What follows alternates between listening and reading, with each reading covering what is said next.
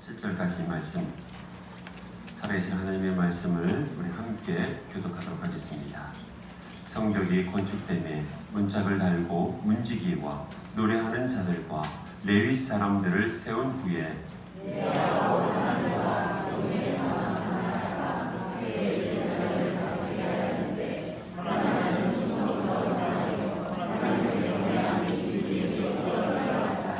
내가 그들에게 이르기를 해가 높이 뜨기 전에는 예루살렘 성문을 열지 말고 아직 파수할 때 곧 문을 닫고 빗장을 지르며 또 예루살렘 주민이 각각 자기가 지키는 곳에서 파수하되 자기 집 맞은편을 지키게 하라 하였노니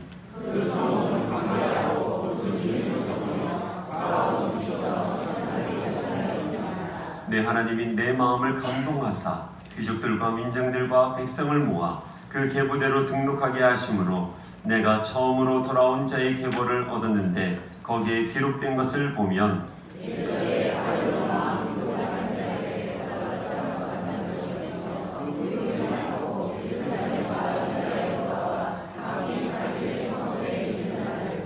함께 읽겠습니다. 스룹바벨과 예수아와 느헤미야와 아사랴와 나아마와 나하마니와 모르드게와 빌산과 미스벨렛과 미그네와 느훔과 바하나와 함께 나온 이스라엘 백성의 명수가 이러하니라. 아멘.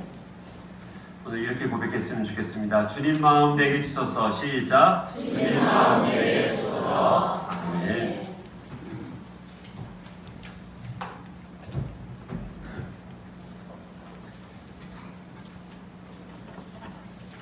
요즘 토요일 주일날 하는 드라마가 있습니다.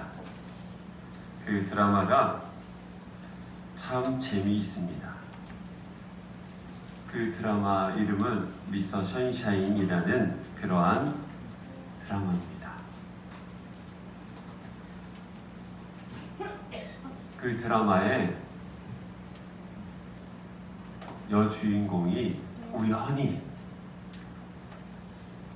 러브라는 단어를 알게 돼요. 근데 이 여주인공은 이 러브라는 단어를 몰라요. 왜냐하면 한국 사람이니까 이 영어를 모르는 거예요. 그래서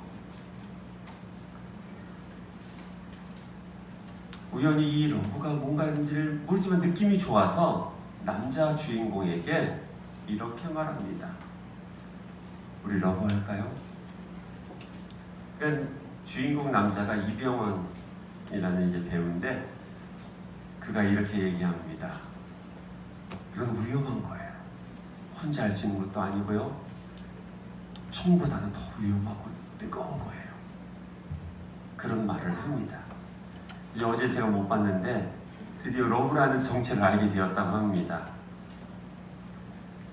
사랑이라는 것은 혼자 할 수 없는 거예요. 이 시간에 우리 옆에 분에게 우리 러브합시다 한번. 그리고 강은정 사모님 제 프린터에 원고가 더 안 왔어요. 지금 원고가 몇 장이 안 왔으니까 가서 1편과 2편을 좀 갖고 오십시오. 자, 우리 옆에 사람에게 러브합시다 인사하겠습니다. 시작. 러브 하실래요? 제가 이렇게 쭉 보다 보니까 우리 하집사님이랑 한 권사님이 러브합시다 하니까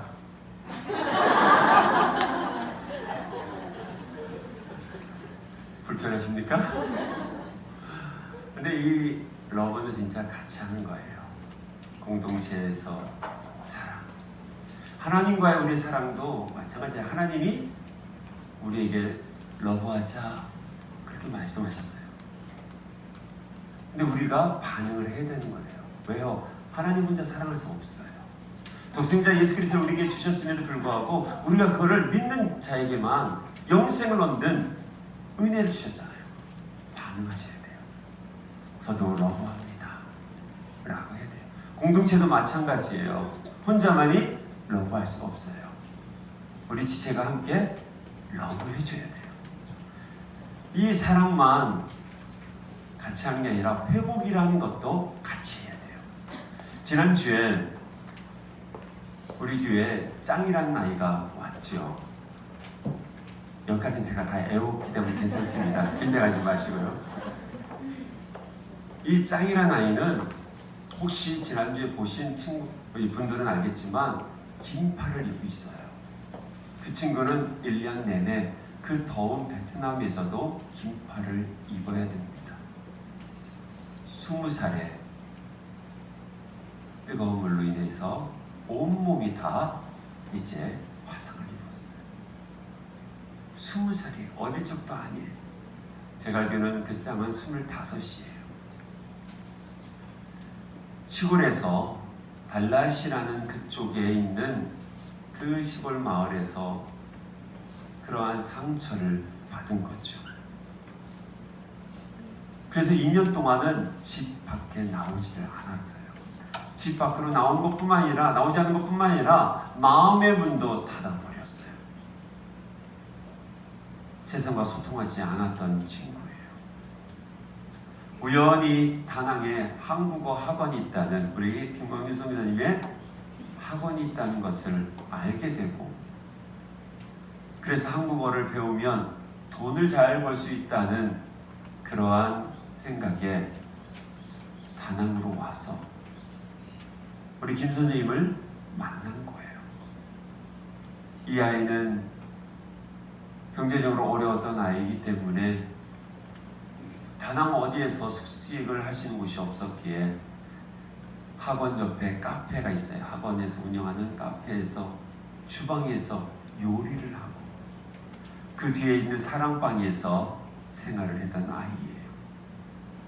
그런 아이가 이제 한국어를 조금씩 배우고 또한 스태프들의 사랑을 받으면서 저희 교회 작년 이제 캠프에, 성경 캠프에 참여하게 된 거예요. 저는 이 아이에 대한 정보를 미리 알고 있었기에 참 마음에 부담감이 있었어요. 과연 이 아이가 왔을 때 분위기를 흐트리고 마음의 문도 열지 않고, 그래서 정말 우리가 좋은 시간을, 좋은 대화를 할 수 있을까라는 걱정을 했죠. 일주일 동안 우리 팀이랑 함께 보내면서 그 아이가 조금씩 마음의 문을 열기 시작했습니다. 우리 장로님과 하집사님 그 조였어요. 그리고 우리 이권사님이 만져주시고 오권사님이 또 만지고, 성경책이 없어서 그 아이에게 성경책을 주고 함께 웃고 시간을 보냈죠. 그 아이가 우리가 떠난 후에 나는 꼭 한국을 가야 되겠구나 라는 마음을 가졌대요. 거기서 끝난 것이 아니라 돌아와서도 우리 팀과 계속 그 아이랑은 카톡을 통해서 대화를 했습니다. 그래서 학원의 운영자인 우리 김 선생님이 저에게 이런 얘기를 합니다. 목사님, 짱이 정말 밝아졌어요. 건강한 마음으로 회복되어지고 있어요. 예, 한 아이를 위한 마음, 우리 팀이 함께했던 그 마음이 있었기에 그 아이 마음이 조금씩 열려질 수 있었던 것이죠. 단지 성경의 지식을 가르쳐 주려고 한 것이 아니었습니다.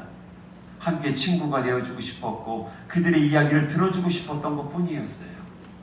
그들에게 물질을 쓸 수밖에 없었고 시간을 투자해서 그들과 함께 대화하는 2박 3일간 그 호이안에서 호텔에서 함께 있었던 시간을 통해서 그 짱이라는 마음, 그 아이는 새로운 꿈을 꾼 거예요. 지난주 금요일날 연락이 왔어요. 목사님, 죄송해요. 용인에서 직장을 얻게 되었어요. 그러나 목사님, 혹시 다음 기회가 된다면 꼭 청주에서 신앙생활하고 싶어요. 그래서 내가 우리 교회 온 게 좋았니? 라고 하니까 모든 분들이 자기에게 너무나 밝게, 너무나 따뜻하게 자기를 맞이해 줬다는 거예요. 그래서 우리 교회에 오고 싶다는 거예요. 사랑하는 여러분, 러브는 혼자 할 수 없고 회복도 혼자 할 수 없더라고요. 근데 오늘 기적 같은 모습을 보셨습니다. 제가 걸었어요. 정말 희한하게요. 지난주 목요일 날 11주 된 그때 병원 가니까 원장님이 그러더라고요. 집사님이 목사님 걸어도 돼요. 걸으세요. 제가 그랬어요. 못 걸어요. 믿음이 없어요. 그러더라고요. 근데 희한하게 걸을 수 있더라고요. 근데 제가 이렇게 회복된 거 저 혼자요? 아니요. 제가 다치는 그날부터 오늘까지 참 많은 우리 성도들의 사랑이, 관심이, 도우심이, 돌봄이 있었기에 여기까지 온 거예요. 사랑도 혼자 할 수 없고요. 회복도 혼자 할 수 없는 거예요. 회복은 반드시 누군가의 섬김이 있어야 해요. 누군가의 희생이 있어야 돼요. 누군가의 사랑이 듬뿍 담겨질 때 회복이 시작이 되어집니다. 우리의 인생의 회복을 향하여 나아갈 때 저절로요. 에이, 시간이 다 해결한다고요? 아니더라고요. 시간이 해결되어지는 부분이 있어요. 제 다리도요, 시간이 되면 저절로 붙어요. 그런데요, 붙어도 회복이 안 되는 부분이 있어요. 사랑하는 여러분, 취약한 환경에서는 누군가의 사랑, 섬김, 희생, 헌신, 결단이 필요합니다. 우리가 다 아는 것처럼 라오스의 댐이 무너져 참 많은 사람들이 지금 희생을 당하고 있고요. 어려움에 처해 있어요. 사고 난 지역에서 가장 위쪽 랑프랑방에 있는 제 친한 형님 선교사가 대학 교수이신데 학생들에게 이렇게 이야기를 합니다. 얘들아, 나는 수업을 도저히 할 수가 없다. 왜냐하면 너희들의 형제가, 너희들의 자매가 지금 죽어가고 있다. 너희들 위해서 난 수업을 할 수가 없어. 휴강을 일주일 동안 할 테니까 알아서 너희들 공부해라. 나는 그들을 도우러 갈 것이다. 그때 학생들이 같이 가자고. 근데 이 선교사님 차는 봉고차가 한 대 있는데 다 못해. 왜요? 뒤에 짐을 실어야 돼요. 회복시키기를 위해서 필요한 음식들 또 장비들을 갖고 가야 되기 때문에. 그래서 학생들을 7명을 선정을 해서 떠나는 것을 저에게 보내왔어요. 여전히 가는 길은 위험합니다. 라오스는 포장이 된 도로가 거의 별로 없어요. 산을 하나 넘으려면요, 정말 위험한 그러한 절벽 같은 곳을 가야 돼요. 저도 이제 가본 적이 있는데요, 너무나 위험해요. 왜 갈까요? 회복시키기 위해서. 회복은 스스로 될 수 없는 거예요. 목사님, 저 내버려 두세요. 저 알아서 할게요. No! 그렇게 회복될 수 없어요. 왜요? 상처난 그 부분이 굳어지면 삐뚤어지기 때문에 그래요. 사랑하는 여러분, 그래서 느헤미야가 회복을 위한 희생과 헌신을 선포합니다. 성벽을 잘 지키는 것만으로 충분하지 않았던 것이에요. 성벽은 완성되었으나 그들에게 또한 아주 연약하고 취약한 점이 이스라엘 백성들에게 있었어요. 오늘 본문 4절을 한번 보십시오. 오늘 4절에 이렇게 표현되어 있습니다. 성읍은 광대하고 그 주민은 적으며 가옥은 미처 건축하지 못하였습니다. 그랬어요. 성읍을 다 했는데 이스라엘 백성들의 살만한 집이 없고요. 그래서 각자 대충 지금 살고 있는 거예요. 살기가 어렵다 보니 이스라엘 백성이 함께 모일 구심점이 아주 약했던 것이에요. 우리도 그렇지 않습니까? 우리 공동체가 구심점이 모아질 때 제일 약한 부분이 뭐냐면 각자의 삶의 어려움 때문에 그래요. 각자의 삶이 어려우면 교회 공동체로 나오는 것이 참 어려워요. 이 나라의 구심점이 어려운 이유가 여러 가지의 계층의 갈등 그리고 어려움 때문에 그래요. 이스라엘 백성도 마찬가지였어요. 살기가 너무나 어려웠던 곳이에요. 그리고 오늘 성경에 분명히 기록한 주민이 적었다라는 거예요. 누군가가 침입을 왔을 때 싸울 수 있는 그런 숫자가 너무나 부족했다는 것이에요. 이러한 취약한 환경에서 느헤미야가 내린 지침이 3절에 있습니다. 우리 함께 3절을 읽어보도록 하겠습니다. 시작. 내가 그들에게 이르기를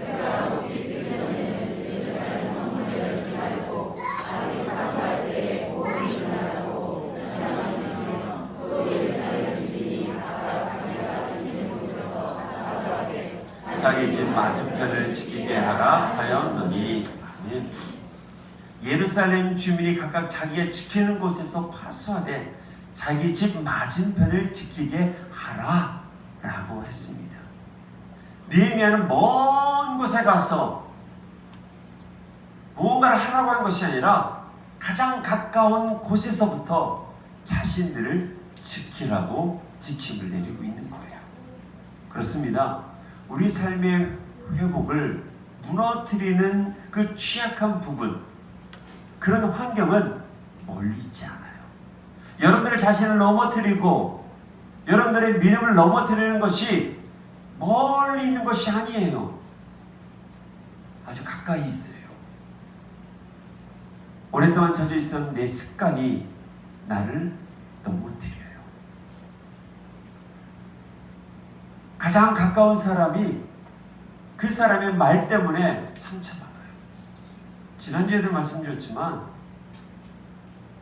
우리 공동체에서 우리가 주의해야 될 것이 말이라고 했어요. 새신자가 말한 거 가지고서는 크게 상처 잘 안 받아요. 오랫동안 가까이 있었던 황진족들이, 함께 있었던 찬양팀들끼리, 함께 있었던 목사님으로부터, 교육자로부터 바로 상처를 받는 거예요. 혹시 옆집에서 여러분들에게 상처 준 적 없어요? 여러분들의 아내가, 여러분들의 남편이, 여러분들의 자녀가 상처를 줘요. 가까운 곳에서 그래서 우리는 지켜야 된다는 거예요. 어쩌면 내가 가장 좋아하는 것이 나를 가장 넘어뜨리는 일일 수도 있어요. 내가 정말 관심 갖고 있는 일들이 하나님 앞에 가까이 나가서 믿음을 지키는데 방해해야 될 때가 더 많다는 거예요. 내가 소중히 사랑하고 있는 그 일이 내 믿음의 그 틀을 넘어뜨리는 그러한 장애가 된다는 거예요. 이러한 것들이 우리를 자주 넘어뜨리고요, 낙심하게 만드는 요인이 될 수가 있어요. 그래서 사랑하는 여러분, 가정에서 서로의 믿음을 지키셔야 돼요. 가정에서 부모가 자녀들에게 믿음의 모습을 보여줘야 되고, 남편이 아내에게 믿음의 모습을 보여줘야 돼요. 그렇지 않으면 가장 가까운 사람이 상처로 무너져 버린다는 것이에요. 사랑하는 성도 여러분, 저와 여러분들의 삶에서 영적으로 약한 부분은 과연 무엇일까요? 무엇 때문에 이렇게 자주 넘어지고, 무엇 때문에 믿음이 더 이상 자라지 못하고 있을까요?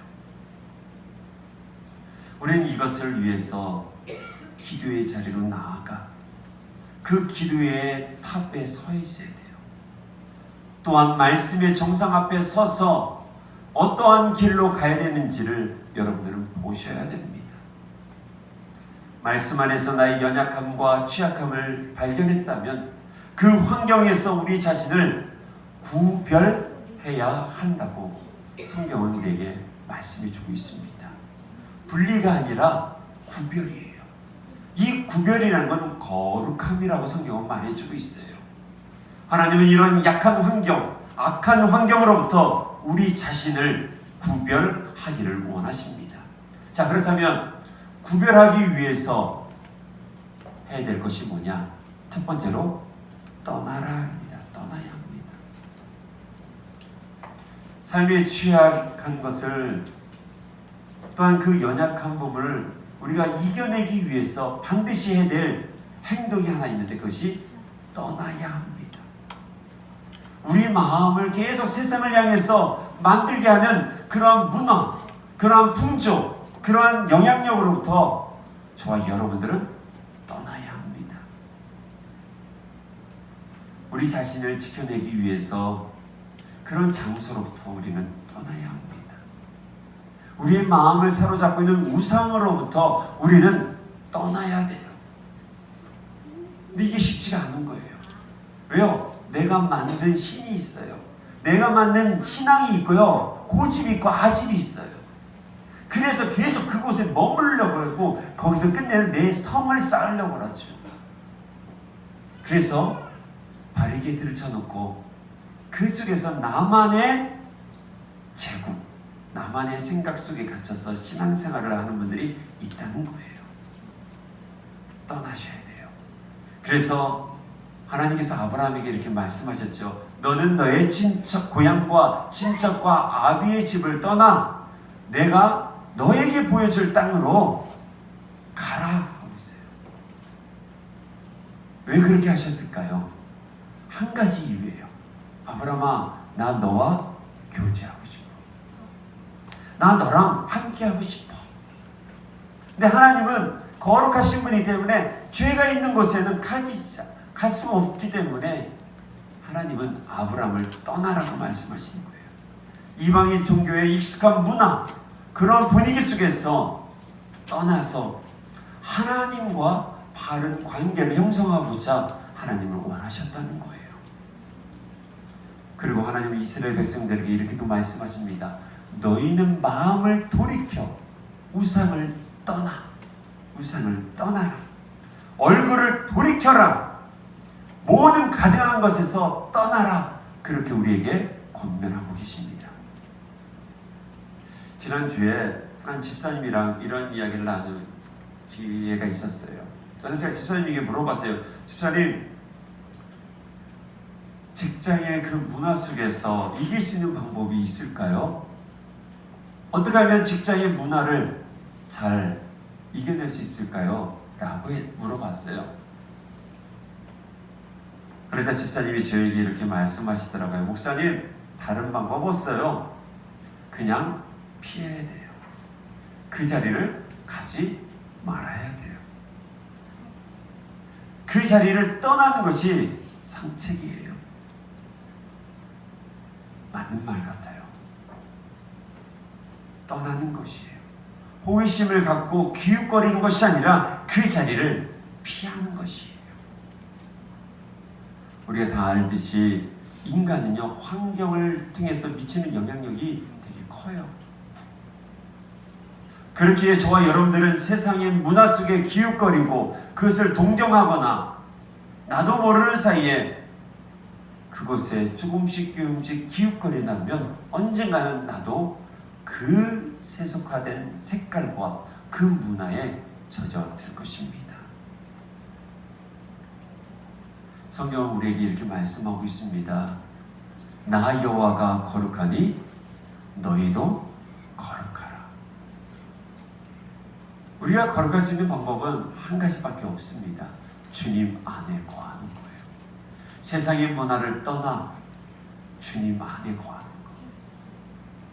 요한복음 15장의 주제가 그거 아닙니까? 네가 내 안에, 내가 네 안에. 그러면 그곳에서 풍성한 열매를 맺는다고 말씀해 주셨어요. 그런데 우리는 주님 안에 거하는 것보다, 에덴 동산에 있는 것보다는 또 다른 것이 뭔가 있을 거라는 호기심으로 그것을 기웃기웃거린다는 거예요. 그래서 개인적으로 저는 이런 생각을 해봅니다. 우리 성도들이 좀 교회 근처로 계속해서 이사를 오면 얼마나 좋을까. 전에 있었던 교회에서는 구성전에서 이제 새로운 성전으로 이전을 할 때 많은 성도들이 사창동에서 산남동으로 이사를 참 많이 왔어요. 2002년도 이제 그 교회가 옮기면서 제가 이제 산남교구를 맡게 되었는데 이사 온 가정이 어마어마하다는 거예요. 부평동으로나 산남동으로 이사 온 성도들이 너무나 많았어요. 그래서 제가 신방 가서 이사 신방하면서 물어봤어요. 아이 집사님, 아이 집 그쪽 집도 좋은데 왜 이사 오셨어요? 라고 물어보니까 딱 한 가지예요. 교회에 가깝잖아요. 아니 교회 가까우면 뭐가 좋아요? 그러니까 힘들 때마다 기도하러 갈 수 있잖아요. 되게 단순한 거예요. 새벽 예배 드리고 싶어서 기도하고 싶을 때 언제든지 달려갈 수 있는 교회가 가까이 있는 것이 좋잖아요. 이런 이야기를 하더라고요. 교회가 가까우면요, 한 번 더 교회에 올 수 있어요. 한 번 더 교회 오면요, 한 번 더 주님을 더 생각할 수 있어요. 그래서 계속해서 세속의 문화들을 밀어낼 수 있는 훈련을 할 수 있는 거예요. 왜요? 보는 것이 중요하기 때문에 그래요. 여러분들 보는 대로 담게 돼 있잖아요. 여러분들이 바라보는 대로 여러분들의 마음은 그것을 닮아가게 되어 있습니다. 이게 인간의 본성이에요. 카멜레온보다도 더 카멜레온 같은 존재가 저와 여러분들이에요. 여러분들이 계속 돈만 보면 돈이 돼버려요. 놀랍습니다. 여러분들이 계속 관심 갖고 있는 것이 결론은 여러분들이 그렇게 된다는 거예요. 아주 부끄러운 고백을 하나 하고자 합니다. 저는 중학교 1학년 때 당구를 배웠습니다. 그것도 교회에서요. 참 좋은 교회 다녔습니다. 교회 앞에 당구장이 있었고 탁구장이 있었습니다. 교회 집사님이 하시는 것이라 교회 형들이랑 자주 놀러 가서 이제 큐대를 잡기 시작을 했습니다. 중학교 3학년 정도 되니까 120 정도 치게 됐습니다. 고등학교 2학년 되니까 200이 좀 넘기 시작했습니다.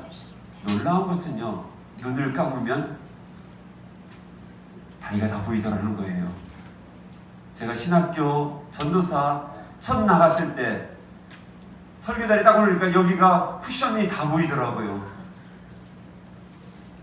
제가 그래서 주님을 인격적으로 만나고서 당구장을 끊었습니다.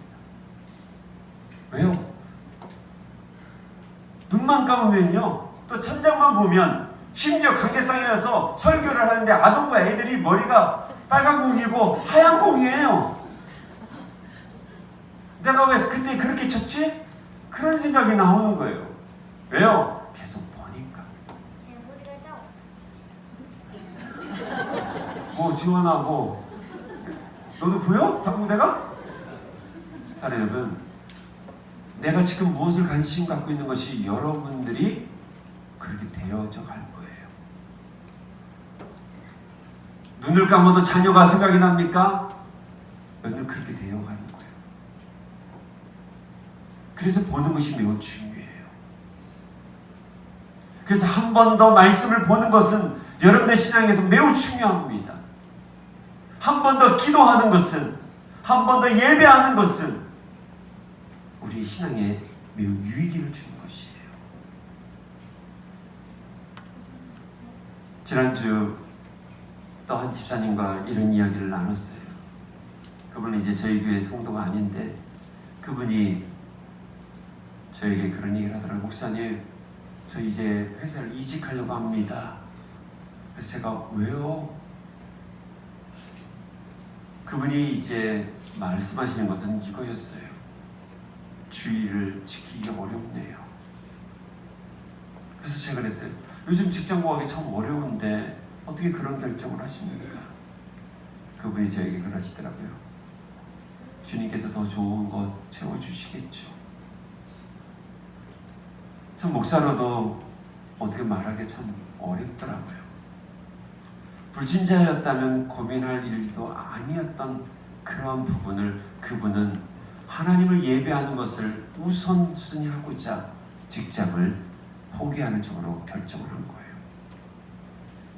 세상 사람 들으면 참 우스운 일이에요. 웃기지도 않은 이야기라고 할 겁니다. 아니 지금 이 얘기를 듣고 있는 여러분들 마음속에도 그럴 거예요. 아니 예배드리는 게 그게 대수야? 직장을 포기하다니 너무 고지식한 거 아니야? 우선 열심히 벌고 나중에 잘 지키면 되는 거 아닌가? 그런 마음 아마 여러분들 안에도 있을 거라고 생각이 되어집니다. 그러나 하나님은 살아계시고 예배를 선택한 마음의 동기를 하나님은 보고 계실 거라고 저는 믿습니다. 그리고 하나님은 반드시 그분의 인생을 일으키시고 가장 좋은 길로 인도해 주실 저는 믿습니다. 물론 쉬운 일은 아닙니다. 그러나 믿음으로 우리의 삶을 구별해야 한다는 것은 매우 중요한 것이에요. 이것을 분명히 하나님은 여러분들에게도 결단하기를 원하실 것입니다. 물론 오늘날 저와 여러분이 살아가는 이 현대에는 주일날 꼭 일을 해야 하는 업종이 무수히 많습니다. 모든 것을 다 그만둘 수는 없는 것일 거예요. 그러나 그런 상황에서 무엇보다도 중요한 것은 얼마나 예배를 우선시하는가는 동기와 마음일 것입니다. 저희 교회에 선교대 하시는 집사님이 계십니다. 그분이 저에게 이런 말씀을 하셨어요. 목사님, 야간 근무하고 오면 너무나 피곤해요. 너무나 졸려요. 근데 저는 예배자잖아요. 저는 집사잖아요. 하나님이 자녀이잖아요. 그러면서 저에게 이렇게 말씀하더라고요. 목사님 죄송해요. 예배 시간에 졸아서 안 졸려고 노력을 하는데 눈이 그냥 감긴다는 거예요. 죄송해요. 그 이야기를 들을 때 참 눈물이 날 정도였어요.